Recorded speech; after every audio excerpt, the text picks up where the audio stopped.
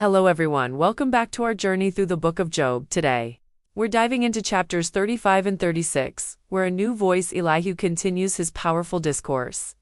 If you remember from our last session, Elihu has been patiently listening to Job and his three friends.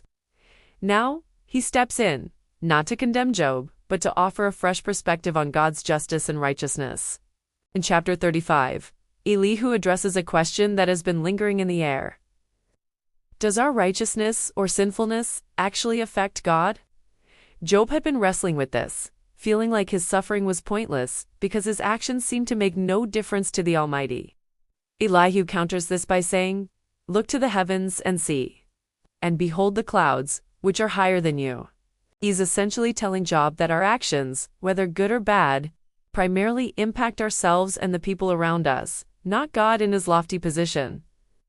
Elihu points out that when people cry out under oppression, they often do it out of pain, but not necessarily out of a genuine desire to seek God. They ask, "Where is God my Maker, who gives songs in the night?" They want relief from their suffering, but they do not always turn their hearts fully toward the one who can provide true comfort and guidance. This is a profound point. It's easy to cry out for help, but are we truly seeking the helper?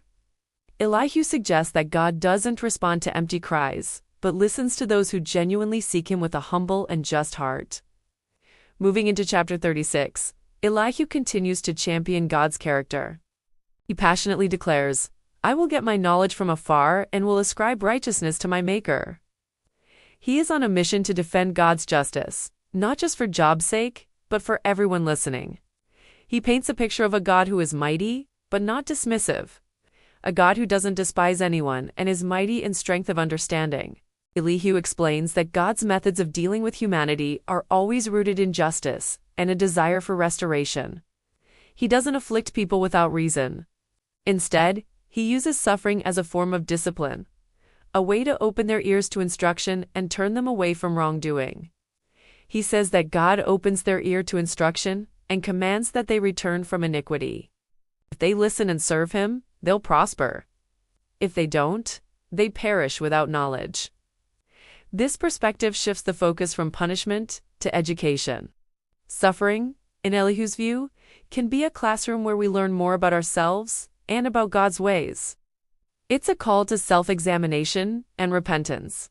Elihu assures Job that God has been trying to lead him out of distress into a broad place, unrestricted, a place of abundance and peace. Then Elihu gives us some of the most beautiful descriptions of God's power in nature.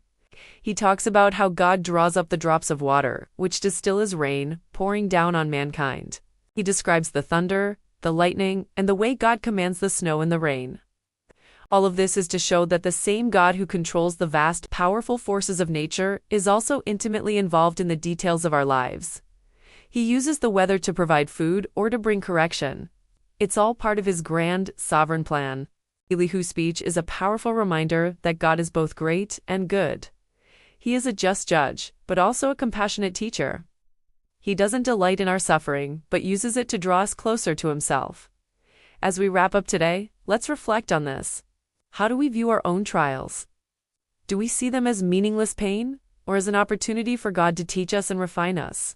Elihu's words challenge us to look beyond our circumstances and see the righteous, loving hand of a God who is always at work. Thanks for joining me today. I hope this discussion has given you some food for thought. If you found this helpful, please give it a like and subscribe for more insights into the Bible. See you next time as we continue with Elihu's final words.